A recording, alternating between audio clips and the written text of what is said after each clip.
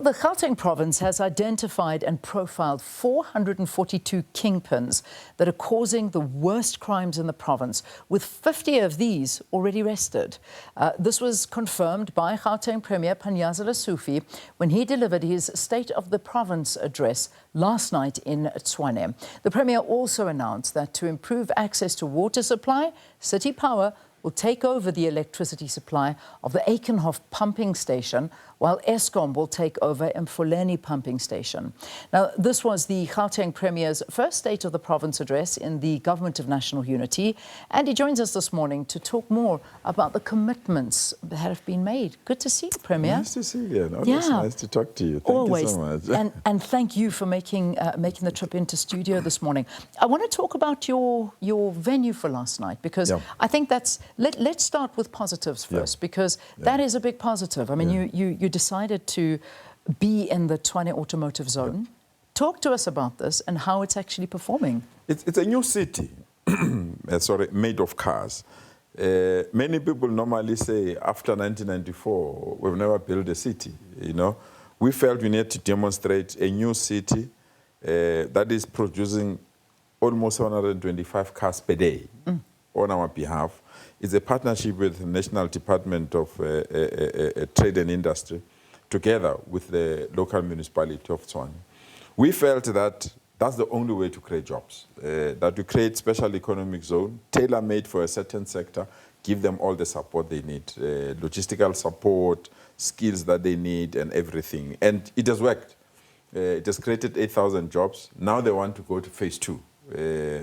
We did a short training yesterday for phase 2, which is also going to create jobs. The good thing with phase 2 is oversubscribed, but also it's creating an academy, because we really believe that we need to draw young people to start to have this kind of skills, so that we don't rely on foreign skills on these things. And we're expanding the model to Sidibeng in the Val, as well as in the Western. So to me, to take the State of the Province address there, it was just a demonstration that we've got this kind of facilities in our country, and majority of South Africans are not even aware of them. Yeah, which is important, and I'm glad you did that, because I mean, you talk about employing about 5,000 people, 700 cars are made daily. Give us an idea of phase 2, though. What are we hoping? What's the projection for phase 2, and when will it be ready? Phase 2 is mainly electric vehicles, because we are migrating to electric vehicles. Which is important, because at the end of the day, and I've noticed this about South Africa, is that we, as much as we are making, you know, cars that are petrol, diesel, old schools. I call them old school. They are. Because this isn't the new world. It's important we focus on that, because who are we going to export those other cars to if we don't start making them? And we have to protect jobs, because the entire world that we are manufacturing for, they are moving to EVs. So we can't continue to produce old cars. So phase 2 is to accommodate that aspect of EVs.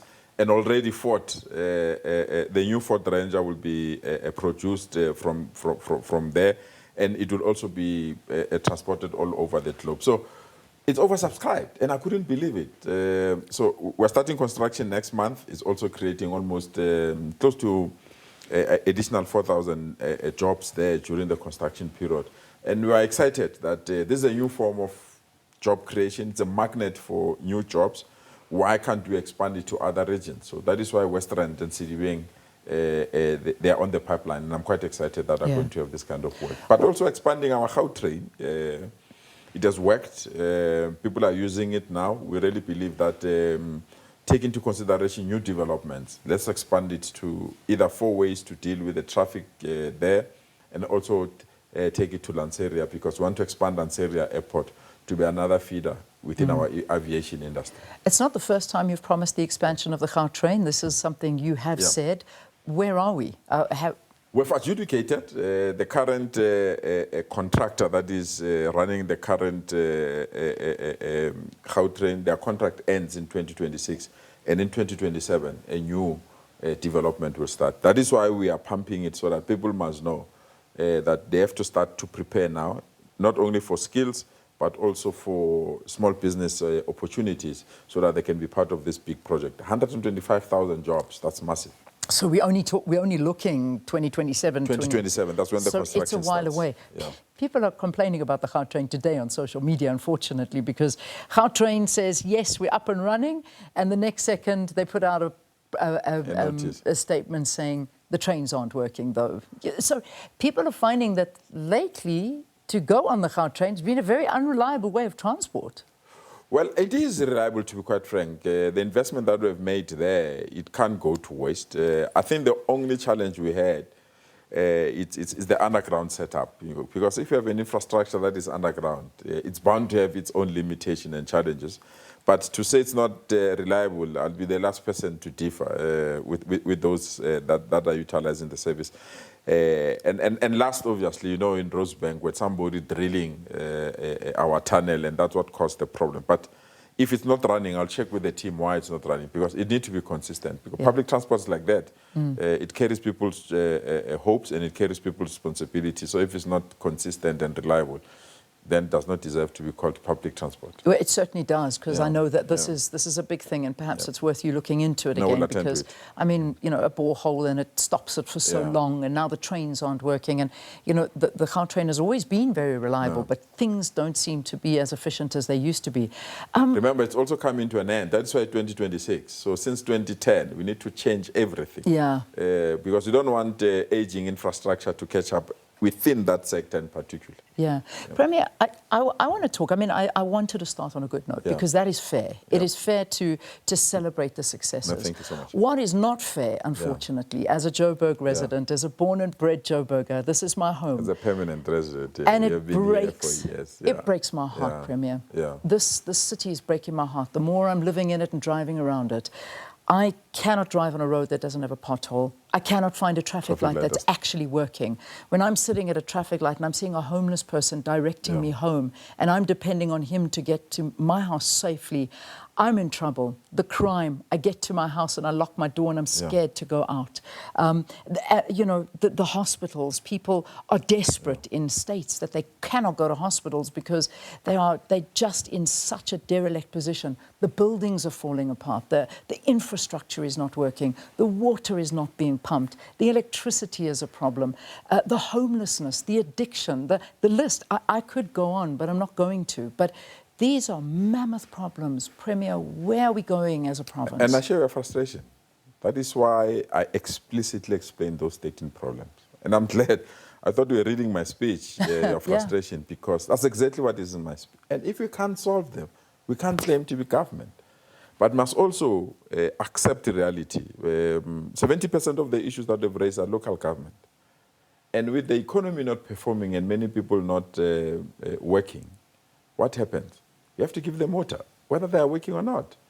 You have to fetch or collect garbage. You have to ensure sewer is running. We have to ensure that people get the basics, even if they're not working. And if they're not working, what it means they can't afford to pay for these services. But local government must continue to render this service. So until we change, and President said it, accepted it, until we change the funding model of these municipalities, what you are raising is going to be the order of the day. Because there are new developments. Me and you, we know, we grew here. Sentin was not this big. Bryanston was not this big. There were not these new malls, new areas. And municipalities have to put the infrastructure there. And if people are not paying for those services or their budget are limited, we are going to have problems. So I'm not defending that. It's a reality, accept it, and that's the reason why we put it in the speech. I'm meeting all the mayors on Friday. I'm meeting the president for 2 days with the entire executive. And we're putting there to say, let's change this. If we can't change this, it worries us. It worries me. I'm in my office in the CBD. I pass my daughter is studying here at VETS. I come to visit her here. The level of crime, kidnappings, hijackings, people snatching cell phones and other things. And that's the reason why we've prioritized crime fighting. And we've identified more than 400 people that are creating these problems for us. And last night, you can see that this formula is working. Before they could have cash heist, the police were there waiting for them, and the police took them out. So we just have to change the format of fighting crime. We can't use the old way and think that will win the fight. We've got cloud, we've got satellite, we've got cell phones, we've got all these kind of things that we can use to monitor the more than 400, monitor their movement before they commit crime. We are there first as the police. Use the intelligence work. I mean, there was somebody that was leaving our country after he assassinated a business person. We arrested him at the airport because we are monitoring this kind of things. I'm saying to you, Lien, and I know you're not malicious because you stay here, you are part of this. You have been here, working here for years. You know how things are deteriorating, and we just have to arrest them. Because if you can't arrest them, it's going to be worse. And that is why we're putting up the system. We have appointed CSIR, pick up any pothole that develops. And we said to our staff, 72 hours. After it has been reported to us, let's repair it within 72 hours. Traffic lights, the kind of traffic lights that we have is outdated. Totally. I cannot believe we're still working on those traffic lights. We need new way. Yeah. So we have identified 400 that we want to replace as quickly as possible. So we are starting to enter that space. The problem with provincial government is that it's not our space, but you can't fold our arms and say it's not there. When Lien sees me as a premier, he sees government. He does not see local government, national government, and national government. So we just need to intervene. But I share your frustration. Yeah. I'm deeply inside there. I'm part of this province. Myself drives through these traffic lights, drive through these potholes. The insurances are complaining about people's claims and many other things. So we are attending to it. We call them G13 now. These are 13 problems that we need to resolve as government. And on Friday, I'm meeting with the executive mayors just to put a concrete plan that will address this kind of situation. Overpopulation has also become a very big problem. And let's not hide from the fact that this province is bursting at the seams with illegal immigrants. It's so true. There are places within Johannesburg that you actually cannot go to because you know this is the most unsafe area. There are no South Africans there, and crime is rising at a rate second to none. You talk about local government and policing and all of that stuff, but then residents know very well that the police won't get involved, the authorities won't get involved because they are involved in being paid off. These are, I mean, I know I'm making a fleeting statement, but unfortunately, this is almost a known fact. What do we do about this? Because it's scaring people away, it's scaring investors away. We've signed an agreement with the Minister of Police. They're very, very tight deliverables in terms of conduct, available resources, in terms of cars, the weapons police are utilizing, in terms of their communication network, because some of the communication network is compromised. When the police speak about something, the criminals already picked it up. And also to ensure that we bring all the private security network so that it can assist us. I agree with you. There are many people that say, I can't report because the police are compromised. So we have put a system to evaluate and ensure that we eliminate that element. But we've signed another groundbreaking agreement, Lien, with local government to say, when there is a problem in Johannesburg, you must not say, I'm a law enforcement in Tshwane, I can't go to Johannesburg. So we've made Gauteng to be boundaryless. So we can bring Midval, we can bring all law enforcement agencies. So that, because the problem we are raising is that one group of policemen are used to police a certain area.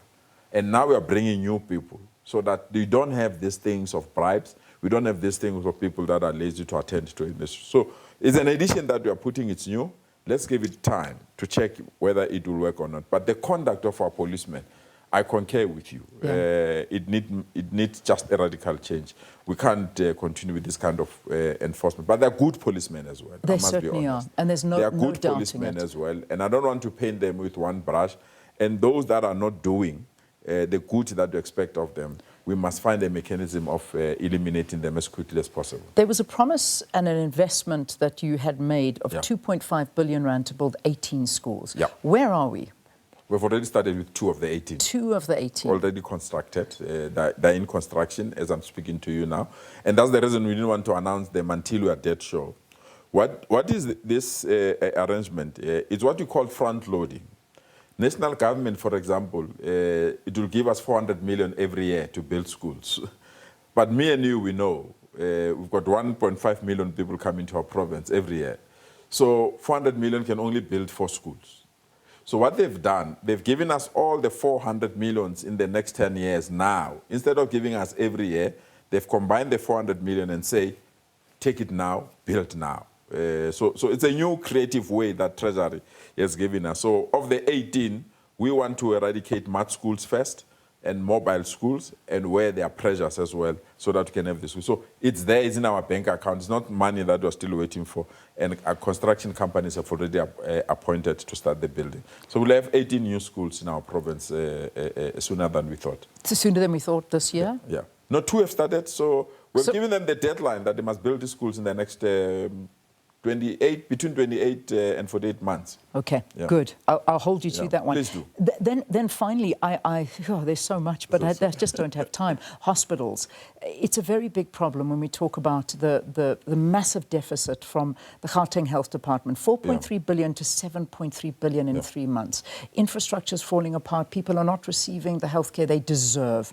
And when I talk about deserve, healthcare with dignity. Because when you go into these hospitals, you are anything but treated with dignity, and that's a problem. Leon, the proud thing that I have about our medical facilities is that people don't complain about our doctors.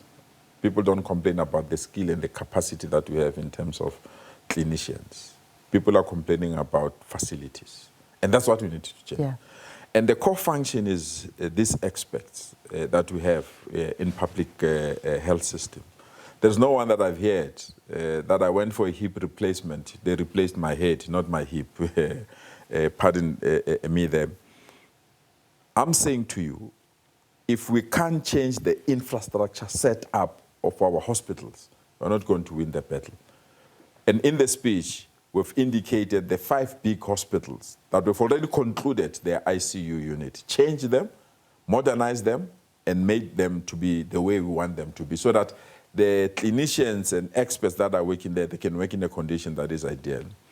We have changed Mamelodi Hospital to be an example or be the benchmark of the hospitals that we need in Gauteng. I always say to my family, if I get sick, take me to Mamelodi Hospital. It has everything. It's in the township, and we've modernized it. So we want to expand that to all the hospitals. But what we have said is that we differ. There are some people that can afford, there are some people that believe that they can get hospital. Not necessarily private or public hospitals, something in between. We've approved 11 new private hospitals. That are in between, your daycare hospitals that are going to accommodate and modernize the health facilities. But we are working very hard because that's the core function of provincial government, and we can't sleep up on that one. Premier, thank you for your time. I know we can't talk about everything, but we just need to get this city back to its... We get our hands dirty. As you said, and I quote you, we're living in a city that is meant to be a modern city, but we're living like we're in the Stone Age, and that's a big problem. It's a big problem. Thank you, Premier. Thanks for joining us. That was the Gauteng Premier Panyaza Lesufi talking to us about his State of the Province address that he delivered in Tshwane last night.